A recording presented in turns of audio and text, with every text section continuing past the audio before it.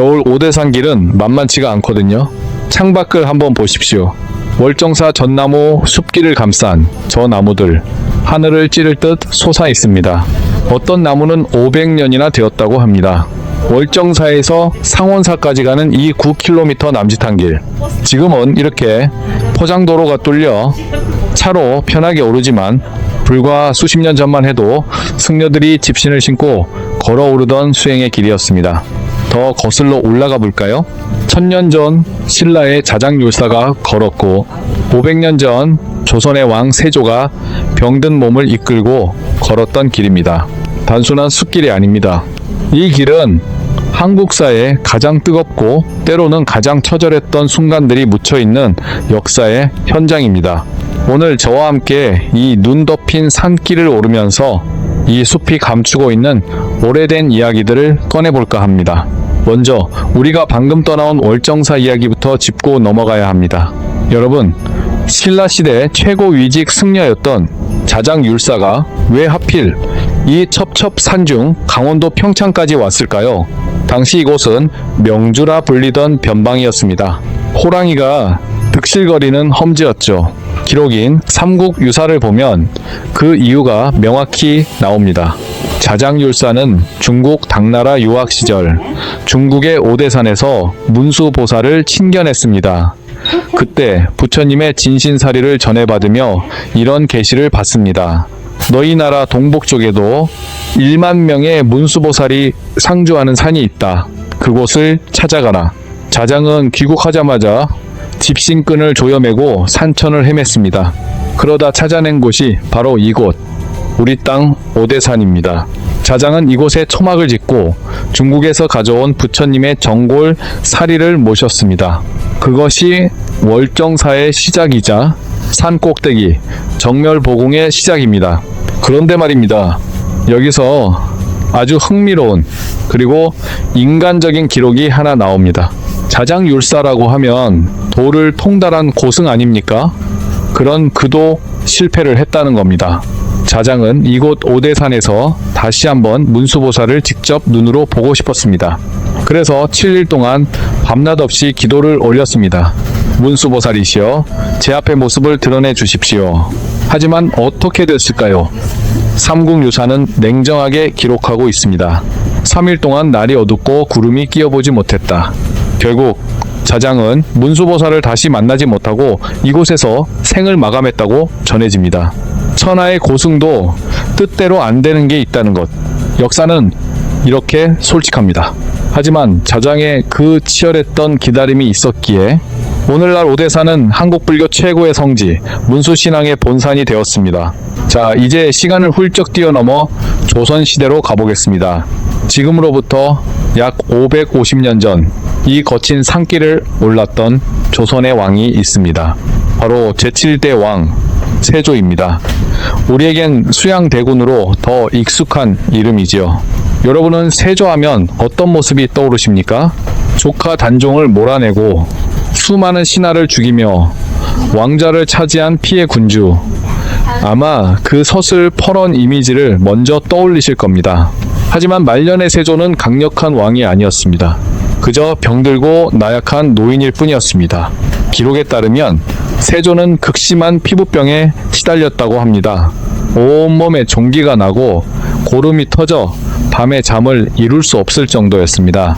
게다가 밤마다 꿈속에 단종의 어머니 현덕왕후가 나타나 침을 뱉으며 저주를 퍼부었다고 하니 마음의 병, 몸의 병, 세조는 견딜 수 없는 고통 속에 살았습니다. 그래서 한양의 화려한 궁궐을 떠나 이 먼 오대산까지 찾아온 것입니다. 왕의 행차라고 해서 위풍당당했을까요? 아닙니다. 그것은 자신의 죄업을 씻기 위한 처절한 참회의 길이었습니다. 상원사로 올라가기 직전 계곡가에 관대거리라는 곳이 나옵니다. 갓 관자의 띠대. 자, 왕의 모자와 허리띠를 걸어뒀다는 뜻입니다. 세조가 목욕을 하려고 옷을 벗어둔 곳이지요. 한번 상상해 보십시오.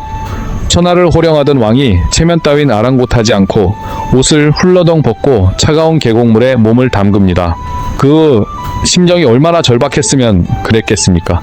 여기서 아주 유명한 전설 하나가 탄생합니다. 세조가 계곡물에 몸을 싣고 있는데 숲에서 어린 동자승 하나가 나옵니다. 세조가 동자를 불러 부탁합니다. 이리 와서 내 등 좀 밀어다오. 동자는 아무 말 없이 왕의 흉한 종기가 난 등을 구석구석 씻겨줍니다. 시원해진 세조가 동자에게 짐짓 엄하게 입단속을 시킵니다. 어디 가서 임금의 옥체를 씻겨주었다고 입도 뻥끗하지 마라. 그러자 동자가 웃으며 이렇게 대답했답니다. 임금께서도 어디 가서 문수보살을 직접 보았다고 말하지 마십시오.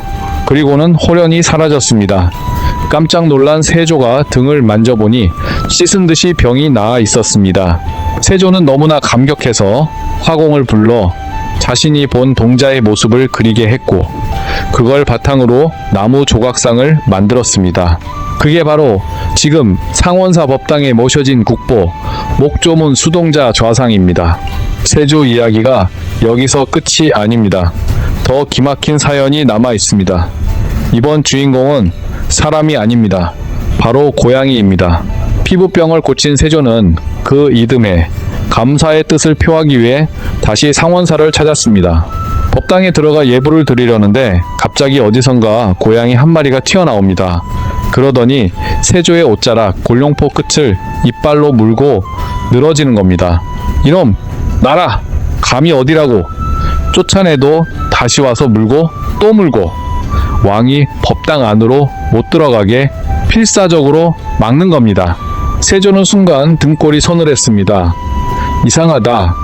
미물이 이러는 데는 분명 이유가 있을 것이다. 그래서 병사들을 시켜 법당 안을 샅샅이 뒤지게 했습니다. 그랬더니 세상에 불상 및 탁자 아래에 자객들이 숨어 있었습니다. 시퍼런 칼을 품고 말이지요. 그 고양이가 아니었으면 조선의 왕은 그날 그 자리에서 목숨을 잃었을 겁니다. 세조는 자신의 목숨을 구해준 그 고양이를 위해 상원사에 밭을 하사했습니다. 그 밭을 고양이 밭, 한자로 묘전이라고 불렀습니다. 그리고 왕명으로 전국의 고양이를 잡아 죽이지 말라는 교지까지 내렸다고 합니다. 믿기 힘든 야사 같은가요? 상원사 법당 계단 앞에는 지금도 돌로 만든 고양이 석상 한 쌍이 놓여 있습니다. 세조가 그 고마움을 기리기 위해 만든 것입니다.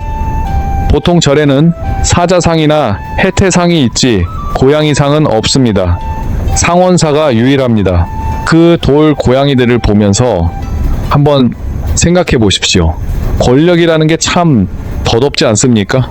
수만 명의 군사를 거느린 왕의 목숨을 구한 게 결국은 저 작은 미물이었다는 사실 말입니다. 마지막으로 들려드릴 이야기는 좀 더 가깝고 가슴 뜨거운 우리 현대사입니다. 시간은 1951년 1월, 한국전쟁이 한창이던 겨울, 딱 지금처럼 눈이 시리게 내리던 계절입니다. 중공군의 개입으로 국군이 후퇴하던 그 처참했던 일사 후퇴 때였습니다. 당시 국군 지휘부는 오대산의 절들이 적군의 은신처로 쓰일 수 있다며 소각 명령을 내립니다. 절을 태워라, 청천벽력 같은 명령이었죠. 월정사는 그때 불탔습니다. 천년 고찰이 한순간에 잿더미가 됐죠. 군인들은 이제 상원사로 올라왔습니다. 법당에 불을 지르려고 했습니다. 그때 상원사에는 당대의 최고의 고승 하남스님이 계셨습니다. 무장한 군인들이 들이닥쳐 소리쳤습니다. 스님, 나오시오. 불을 질러야 하오. 보통 사람 같으면 도망치거나 사정했을 겁니다. 하지만 하남스님은 가사를 정갈하게 차려입고 법당 안으로 들어갔습니다. 그리고 불상 앞에 가부좌를 틀고 앉았습니다. 군인들에게 이렇게 호통을 쳤습니다. 너희는 군인의 본분으로 불을 질러라. 나는 승려의 본분으로 내 절을 지키다. 내 몸을 태워 부처님께 공양하겠다. 한번 상상해 보십시오. 기름통을 든 군인들 앞에서 눈 하나 깜짝 안 하고 앉아있는 노스님. 그 서슬퍼런 기백에 눌린 국군 장교는 차마 불을 지르지 못했습니다. 결국 법당의 문짝만 뜯어내 마당에서 태우고 연기만 피운 뒤 철수했습니다. 작전 완료 보고를 하기 위해서였죠. 그렇게 상원사는 살아남았습니다. 하남 스님의 그 목숨 건 결단이 아니었다면 우리는 오늘 상원사의 국보인 상원사 동종 도 세조가 만든 문수동자상도 볼 수 없었을 겁니다. 총칼보다 강한 것이 사람의 정신이라는 걸 오대사는 증명하고 있습니다. 15분 동안 저와 함께 달려온 이 길 어떠셨습니까? 그저 눈 덮인 산길인 줄 알았는데 알고 보니 수많은 사람의 사연이 묻혀있는 길 아니었습니까? 문수보살을 찾던 자장율사의 간절함, 병든 몸을 씻던 세조의 참회, 왕을 살린 고양이의 기적, 그리고 불길 앞에서도 물러서지 않았던 하남 스님의 용기.